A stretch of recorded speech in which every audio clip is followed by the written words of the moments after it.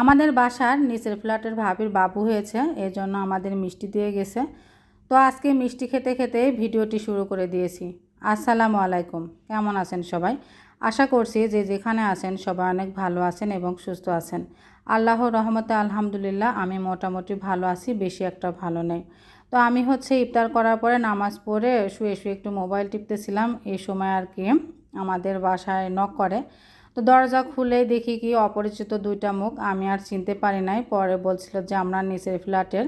তো নিচের ফ্ল্যাটের ভাবির বাবু হয়েছে, তো ভাবির মা শাশুড়ি মিষ্টি দিতে আসছিল। তো সেই মিষ্টি খেতে খেতে তো ভিডিওটি শুরু করে দিয়েছি। তারপরে আপনাদের ভাইয়াও চলে আসছে, এদিকে আইসক্রিম নিয়ে আসছে। তো আইসক্রিম বের করে যে খাচ্ছি। আর আজকে মোটামুটি ভালোই গরম পড়ছিল আর সারাদিন রোজা রেখেছিলাম, এজন্য আইসক্রিমটা খেতেও ভালো লাগছিল। তো আইসক্রিমটা আগে বেশি স্বাদ ছিল, এখন একটু খারাপ হয়ে গেছে। আগে এই আইসক্রিমের অনেক মজা ছিল, কিন্তু এবারকার দেখলাম যে এই আইসক্রিমটার মজাটা একটু কম। তো আমার ছোট ছেলে ঘুমাচ্ছিল, ওর আইসক্রিমটা রেখে দিয়েছিলাম। আর শরীরটা খারাপ জন্য আজকে থেকে আর রোজা রাখি নাই। আমার নফল 6টা রোজা কমপ্লিট হয়ে গেছে, আর বাকি কিছু রোজা আছে, 2-1 দিনের মধ্যে আবার শুরু করে দিব। তো আজকে সকালে তেমন কোনো রান্নাবান্নাই ছিল না। আর আগের দিন শরীরটা খুবই খারাপ ছিল, ইফতার করে নামাজ কালাম করে রাত্রে আর কোনো কিছু খাইছিলাম না, আর সেহরিতেও উঠে খাওয়া হয়নি। সকালে উঠে দেখি একটু খিদা খিদা লেগে গেছে। তো যাই হোক, এদিকে যে রান্না বান্না করে নিছি তারপরে খাবো। তো হালকা পাতলা খাবার ছিল, সেগুলা সকালে বাচ্চাদেরকে খাওয়াই দিয়েছি। আমি জাস্ট 2টা কলা খেয়ে আসি আর কি। তো এদিকে যে বাচ্চাদের জন্য ঢেঁড়স ভাজি করছি, আমাদের জন্য করলা ভাজি করতেছি। আর কিছু বড়ি ছিল ফ্রিজে, সেই বড়িগুলা বের করে ভেজে ভর্তা করে নিছি।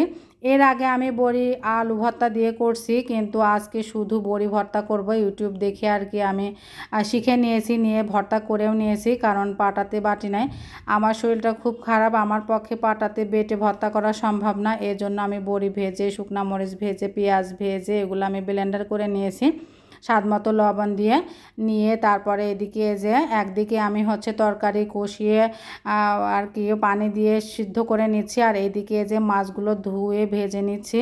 নিয়ে এখন তরকারির মধ্যে দিয়ে দিব। মোটামুটি আমার সব রান্নায় প্রায় শেষের পথে, এখন শুধু এই মাছের তরকারিটা হয়ে গেলেই হয়ে যাবে। আর এদিকে কিন্তু খিদাও লেগে গেছে।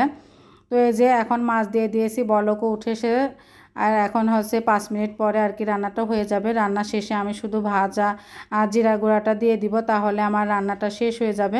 তো আমার কথার মাঝে ভুল ত্রুটি হয়ে গেলে অবশ্যই ক্ষমা সুন্দর দৃষ্টিতে দেখবেন। আর যারা পেজ থেকে দেখতেছেন তারা পেজটি ফলো করে রাখবেন, যারা ইউটিউব চ্যানেল থেকে দেখতেছেন তারা চ্যানেলটি সাবস্ক্রাইব করে রাখবেন। এই যে আমার রান্নাবান্না শেষ করে আমি রান্নাঘর পরিষ্কার করে এখন এই যে ভাত বেড়ে নিয়েছি, এর মধ্যে কিন্তু একটা রাজানও দিয়ে দিয়েছে। খেতে বসে গেছি। ভর্তা দিয়ে প্রথমে শুরু করছি, তারপরে একটু ঢেঁড়স ভাজি, একটু করলা ভাজি দিয়ে খেয়ে দেখলাম মোটামুটি সব রান্না অনেক মজা হয়েছিল। এর মধ্যে আমার ছোটো ছেলে আমার সাথে খেতে বসে গেছে।